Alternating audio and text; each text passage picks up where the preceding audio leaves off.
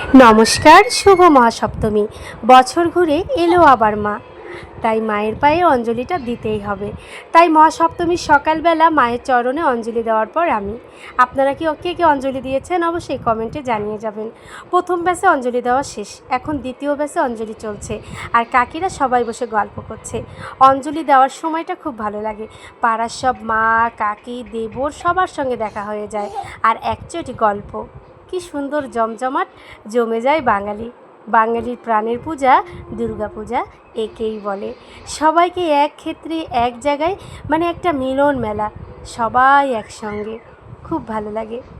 তো যাই হোক, এই তো আজকে দেখতে দেখতে মহাসপ্তমীর সকালবেলায় আমরা অঞ্জলি দেওয়ার পর এই যে আমাদের পাড়ার দুর্গা ঠাকুর, দেখুন ছোট্ট একটা দুর্গা, এটার কারণ আছে আমি পরে বলবো। আর এই যে আমাদের মা দুর্গা, সবাই অঞ্জলি দিচ্ছে। এই যে, তো সবার পূজাটা খুব ভালো কাটুক।